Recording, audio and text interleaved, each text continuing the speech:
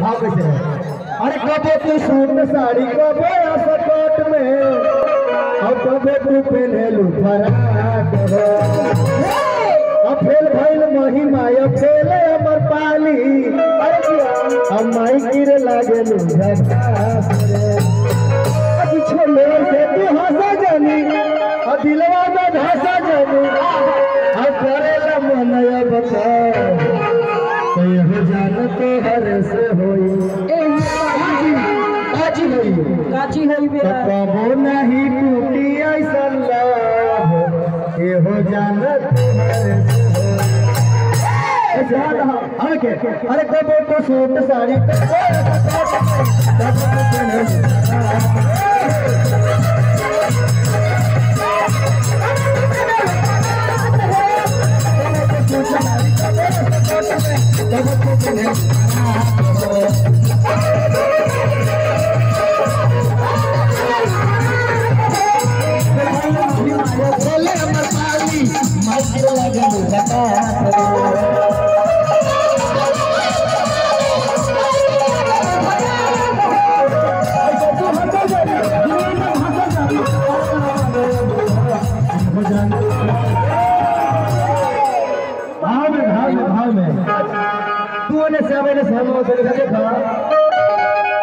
Everyone see here only anytime. जी yes yes. Something is better nothing. जितना छोटे छोटे उतना काम करते हो. हाँ हाँ अब तो कबो नहीं टूटी ऐसा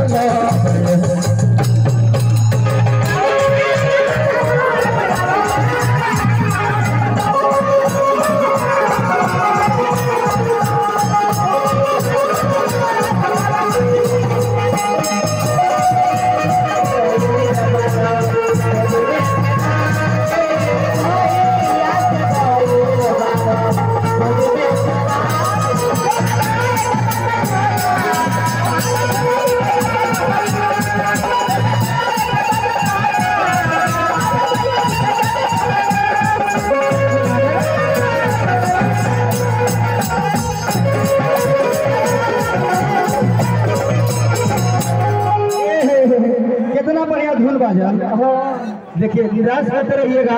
देखिए आप लोग जो कहिएगा वही नहीं होगा। सुनिए वैसे नहीं होता है, वैसे नहीं होता है, वैसे आप लोग जो कहिएगा वैसे नहीं होता है।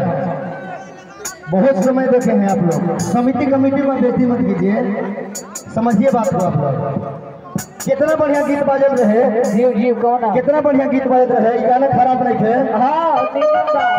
अरे कि जहिया से गईल बड़ा तो गोदी में खिला के जहिया से गईल बड़ा गोदी में खिला के तो लड़का तोहर के पापा कहता हाय भे आशा जी के छाका कहता।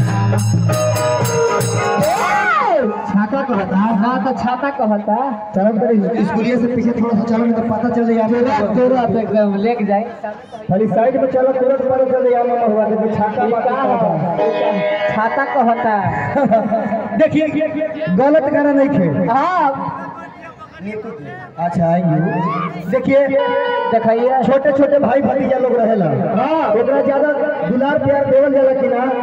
4 गो चाचा भाई लोग होले तो महिला पापा, सहिला पापा, बड़का पापा, रहिला पापा बोलेला ना, तो गाना खराब नहीं किया। ऐसे कैसे?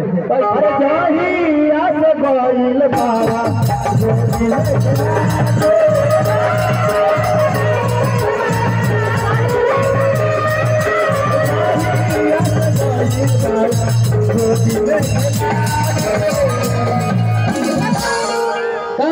तो लड़का तोहर के पापा कहता, अपना भैया के चाचा कहता।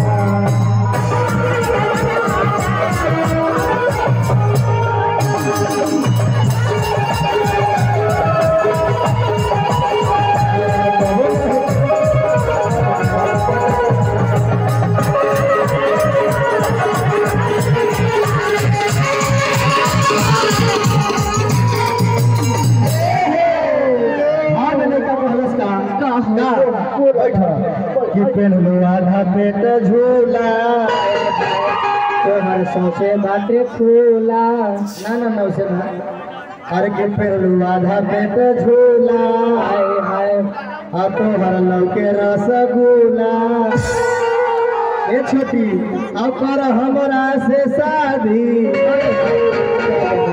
तोर बर्बादी अब बढ़िया बुढ़वे के कूला कि माथे के टीका तोहरा अब पहले बा हमरा फीका अब करेला मनया बता बोला हो जाना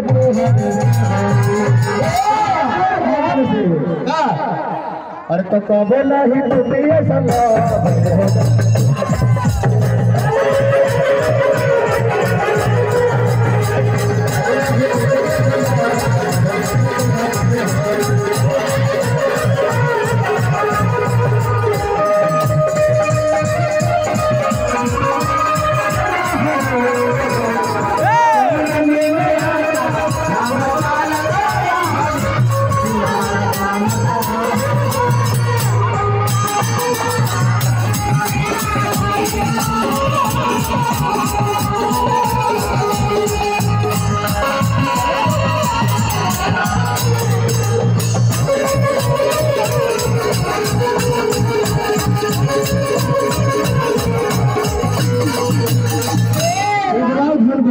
गाना कोई अश्लील खराब ना होला जा ओकरे भेजा एगो कितना बढ़िया गीत आवत रहे हां ए छोटी बोलना तू वादा कले रहलू से हम भुलाई लखी हां कोची तू वादा जमन कले रहलू हम भुलाई लखी हां तू जा कर तो जो कर कौन हम प्यार के खखवाई लखी